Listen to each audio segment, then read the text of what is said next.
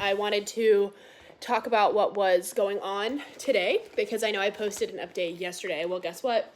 We got another update on my animal today. So he saw the farrier.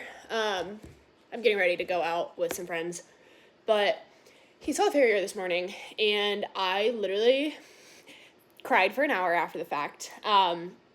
So my farrier has seen like all the x-rays, all of the jog videos over the last few weeks. Like, he's seen everything, and it's been a weird case. Like, you guys have seen the on and off lameness, like better and worse and better and worse and yada yada yada, whatever.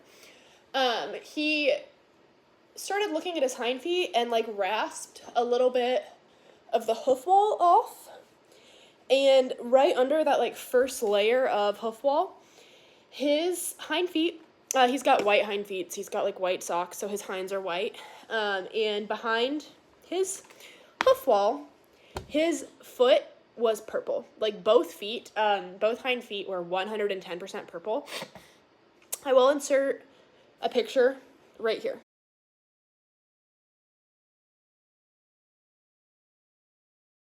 So, like, his entire hind foot, both hind feet, the whole foot, top to bottom, is purple. Like, I feel like the pictures don't even really accurately represent how bad it actually was. And my farrier has been doing this for 40 years. And he told me, him and his apprentice both said that they had never seen anything like it. Like, ever. Because he didn't look this bad and this bruised, like, not even a week ago.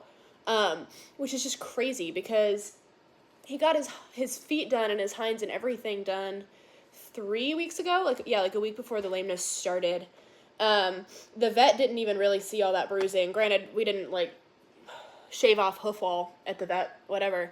But he was such a good boy. Like, he stood so well while the farrier put on orthotics on his hind shoes.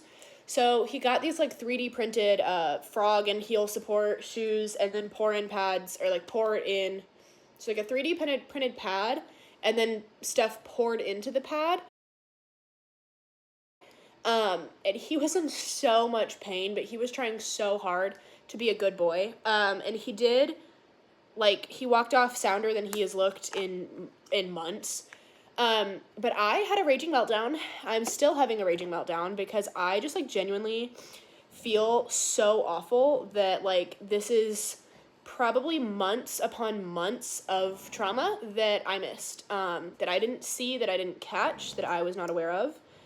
And my horse has probably been in a lot of pain for a very long time. And I, like, feel like I failed him. I feel like I really kind of failed him badly. Like, I really fucked up. And I sent the pictures of his feet, the ones that I just included, I sent those to my trainer, both of them.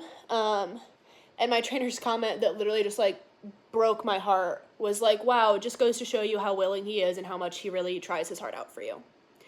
And then I just, like, felt so much guilt. Like, oh my God, my horse has been in so much pain, and still, like, I've forced him to work through pain that I didn't notice he had, and he still tries his little heart out for me. And, like, I feel a lot of guilt about the fact that I let my horse live like that.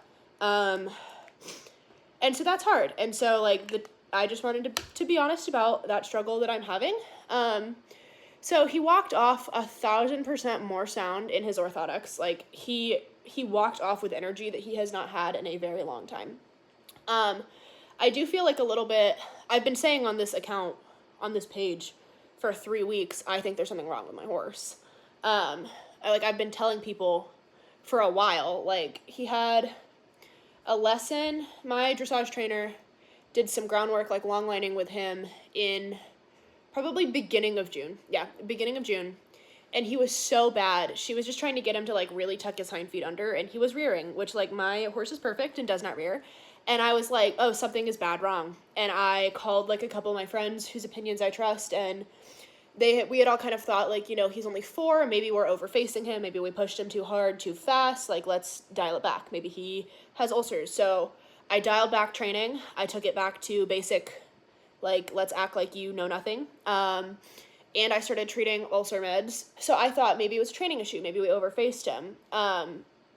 Clearly it's not. Clearly his feet have been hurting for a very long time. So we did put him in orthotics, and we're moving forward with that. I am concerned that it happened because we don't know why it happened. We don't know what caused his feet to, like, fail like that. My farrier said he's never seen anything like it. So like I said, I took him to get x-rays on Monday, so not even a week ago, like 4 days ago. And his x-rays look really good. There's no rotation, there's no damage, there's nothing like that. There's literally just this, like, strange bruising.